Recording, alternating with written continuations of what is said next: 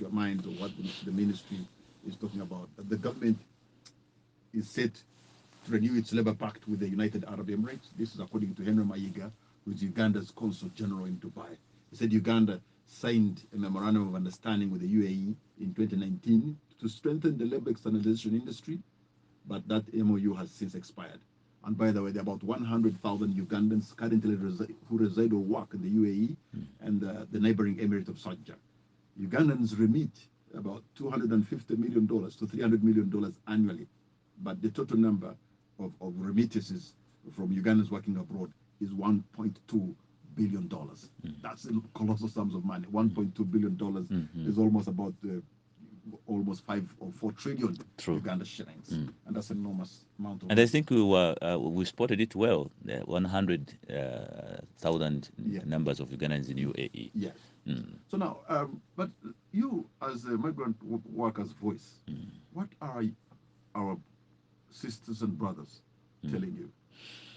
Our sisters, what they tell us that they are not yet ready to stop leaving Uganda because the push factor of unemployment is burning, is pushing them hard on the wall.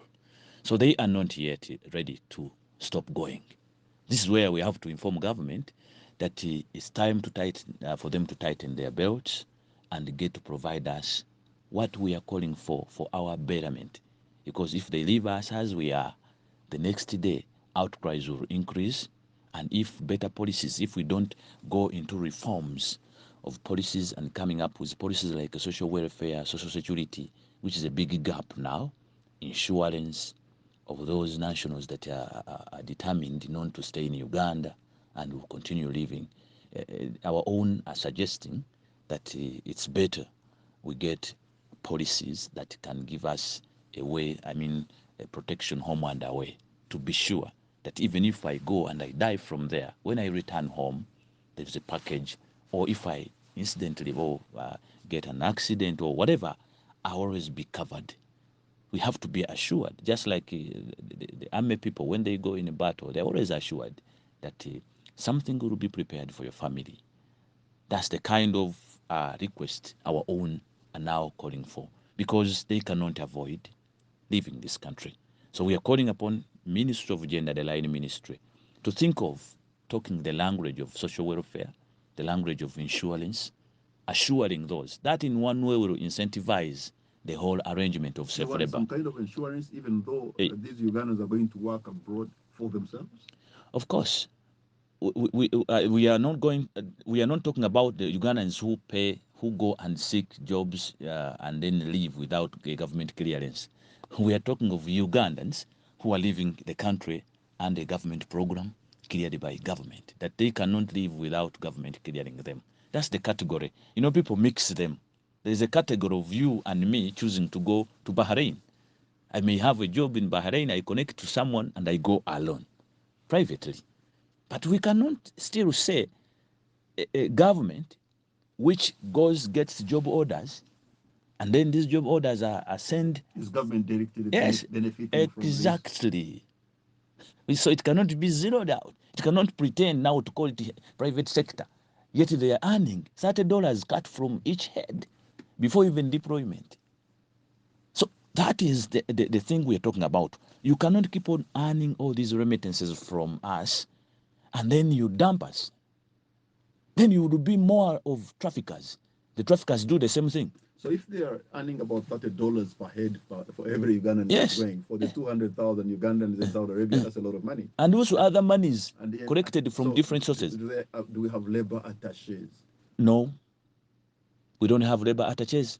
We don't have lawyers or officers on ground in different cities, majorly Saudi Arabia. We don't have workers' representation into the same line. Our own are totally casted there as those who are trafficked, the same way. So are we not right? Because I understand some recruitment agencies say they have a network here in Uganda, but they also have their partner organizations in Saudi Arabia. So, now that they have the capacity to keep monitoring on the people whom they have been able to recruit. Monitoring what? Sacks of coffee? That's where I have a problem myself and my colleagues. What are they monitoring?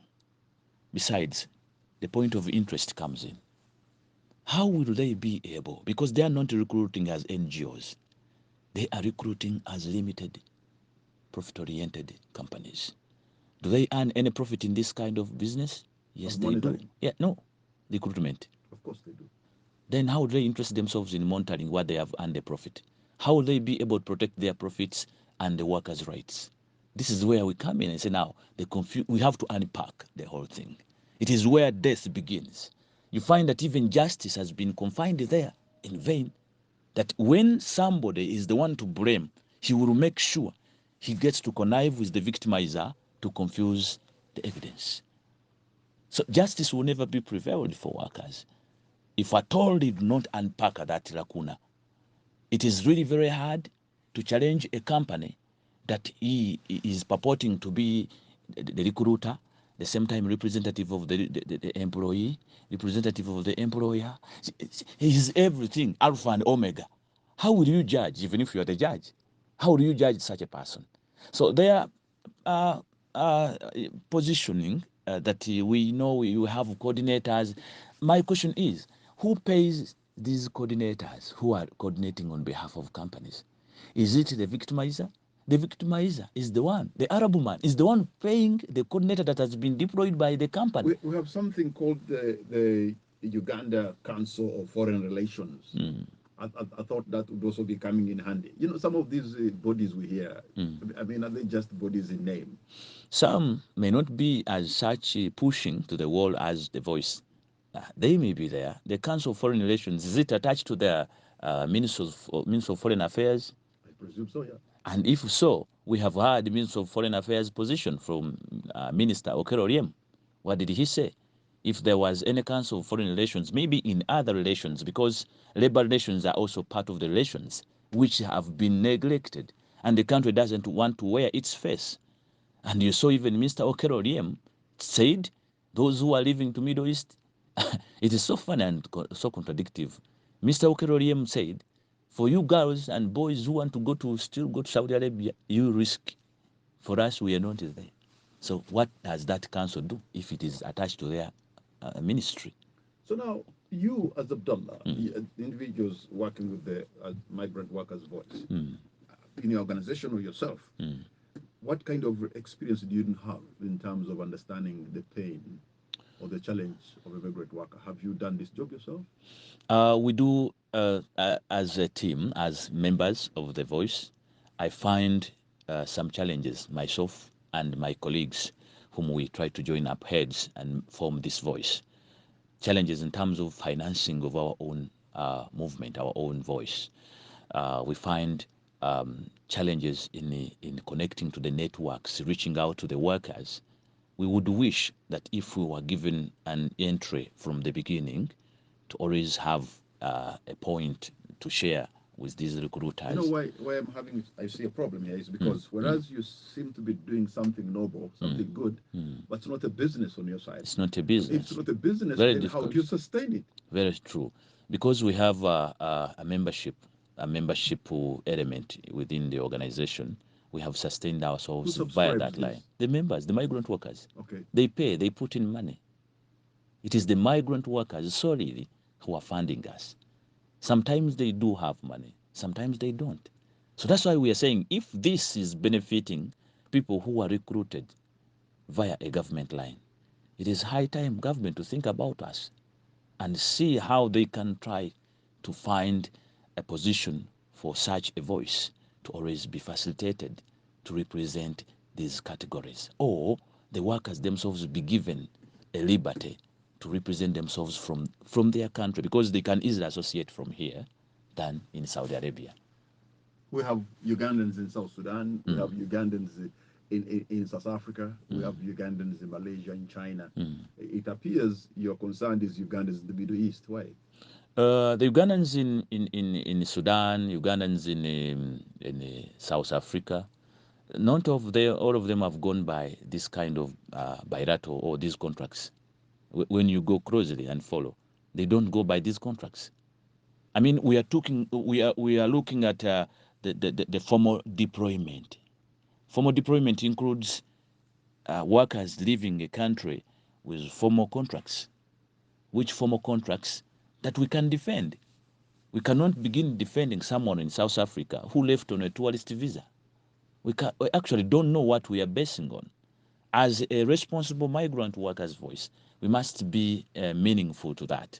That the workers in this category that can have a document to defend, these are the people in Saudi Arabia, not so many that live to other countries that have these documents, even those in South Sudan. Abdallah, can you only hold on to your point? We're going to take a break and the hot seat will be right back.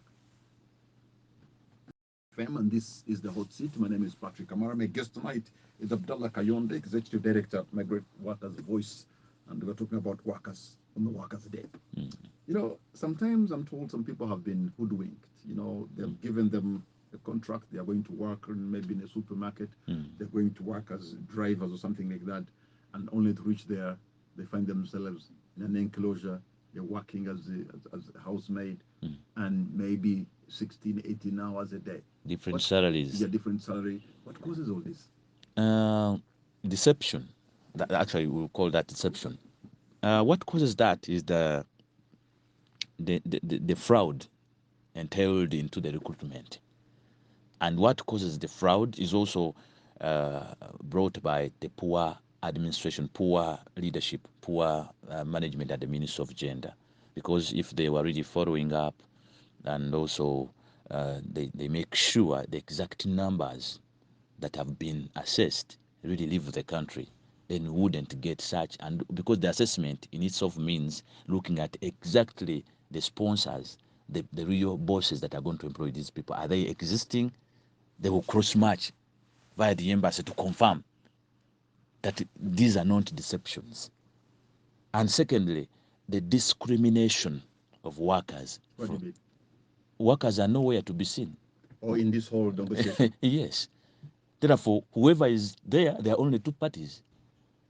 There is a gap. So if there was this is where Abdallah and company should be getting involved, because if you are the migrant workers' voice, then you should be on the table taking that decision alongside the government agencies. Many of stakeholders don't like that. They see us as people who are infringing in their licenses. So they feel they got a monopoly of recruiting matchboxes or anything to be taken without its representation. So once we bring in the representation of workers, maybe this representation will always check onto these deceptions, these excesses that come after. We cannot, for instance, if we are party or if we are zealoed into the same game, we cannot allow the recruiters to take us and lie to us. But they will do so because there is nobody checking them. It appears the business of recruiting migrant workers is a lucrative one. Those agencies are making a kill, are they not? They do. They are very much earning from this business. It is so lucrative, as you said. You cannot tell them that you're going to infringe on their numbers or even bringing the claims we are making. That's why they lay a very strong wall. But also, I understand recruitment agencies are also backed up by the powers that be. Most of them are not just your ordinary businessmen. These are men and women of influence in our country. Very true. Like a recruitment agency can exist, and it doesn't take so many girls, but you find it once in a year, it wants only 30 girls. But among the 30 girls, there are 2 or 3 who are supposed to be delivered for a kidney or for any organ. I'm telling you, these are syndicates within. You know, now you're making a very serious yes. allegation. Yes. There are those, you don't see them struggling even to recruit on numbers, but they only need this one what? Earning almost $1 billion. It's enough for them. So you wonder, why are numbers increasing? Where do they get these girls? How are they going all to work? There are almost now 500 registered companies licensed. How are they working? So there's some business organ harvesting. I speak it with authority. We are the attorney of Nachin to Judice, the case that is moving in the High Court. We have caught them red-handed and we have taken them to prison. You find a company residing somewhere far in the suburbs, in the countryside. But you don't know what they do inside. And could be this is the reason they want to sideline workers. Because once you come in, you'll always be able to check them, direct line. So I'm sorry to whoever is listening in. Yeah, but That is the fact. But suggest that you cannot do that unless you're in cahoots with some very powerful people in the country. Of course, it is. You find that such syndicates cannot be done by lay people. They're always backed up. But now, should we now go like that? So now, with all the challenges that you made, and probably they don't want to bring on the table also when they are negotiating or making some of these agreements. So what's the way forward? The way forward is that we shall go by the status quo, and we as workers, we are not yet ready, as migrant workers' voice, we are not yet ready to back off this advocacy. We shall keep pushing and calling on the migrant workers to wake up themselves, to get reignited, and get to hear our sensitization about their rights. There are so many who are taken green and they have been picked from the village. They have never paid their attention to such programs. They really don't know. So the exposure, the level of exposure is really high. The business becomes lethal at that stage when everyone, I mean, those that are being taken are not aware of the threat, and they end up repeating. You see, cases are repeating. So it is from that point we say, okay, as they may not stop taking us, and we are also not yet ready to cross, to stop going there. Unemployment is hitting us. Can we get organized ourselves? Can we keep on pushing government, calling them, please, if you can give us policies that can benefit us. You may not want to recognize us, but give us policies like social security, policies like insurance, to enable our own, who may go innocently not knowing, at least to have a cover. Would demand that the migrant workers Contribute. have to contribute something. Definitely, we are ready. We are ahead, actually. We wanted to contribute. But you know also that today, social security, you can be able make individual contributions yourselves without necessarily. Where do we make it? The issue is that how do we collect the fund? For instance, the Migrant Workers Social Security Fund or Social Fund. How do we keep it? The fund is huge. Me as Kayonde, I cannot keep it. I cannot keep people's money, even if I may have potential But to. have you had a conversation with Of National course. Social Security Fund and find a way how this money could be? It could be through the bank, and the bank is remitting to NSSF. You know, I think that is a workable. No, we cannot mix the migrant workers' money into the local laborers' money. That is very dangerous. Our suggestion is this category should have its own fund, separate account, separate program. Like we are suggesting, Ministry of Gender should separate this program from the ministry to have a different directorate or administration, which can always be on the issues of migrant workers than mixing them. The fund is huge if it is corrected. It can be huge, and it has many issues. Secondly, when you look at this kind of fund, if it ever happens, or a policy embraced as Philippines did it, it can bring more developments. It can encourage more workers to really wish to go because they have an incentive. Yes, the country is going to benefit a lot of remittances because more people will get charged to use it, to embrace it. I don't know why. People are skeptical because some of them are born thieves. I'm sorry to say. They fear even to start this fund. They say they fear they will steal. You saw even the Minister of Gender, she was trying to suggest it to NSSF, but she made it wrongly and she hit it wrongly. That's where she failed. So as we conclude today, Abdallah, are they still Ugandans as of today and tomorrow, flying in big numbers into the Middle East? They are there. Even today, there are those who are leaving, with or without a system. They are leaving the country. So it is about Uganda to exploit them peacefully, or you also appear to be a trafficker. What's going to be your concluding remark tonight? I'm calling upon my fellow migrant workers, wherever they are, to feel okay about the situation, but not to sleep over. Today is our day as laborers. We may not be feeling good, but please relax, because I don't want you to go in tensions. You might end up committing suicide. We need to call upon governments to free us out of captivity. Numbers of our own are incarcerated in Saudi Arabia, being deported without fair hearing. We cannot continue like that. So I'm calling upon you to embrace this day, but with a voice that we demand for recognition, we demand for our welfare, we demand for our rights to be protected and better policies. All right. Abdallah Kayonde, Executive Director, Migrant Workers Voice, I want to thank you so much for having given us your time on this day, which is Labor Day. And for the rest of you Ugandans, I want to say to you, Happy Labor Day. And for those of you who have been listening to us, I want to thank you for the privilege of your company. Good night and God bless Uganda. Welcome.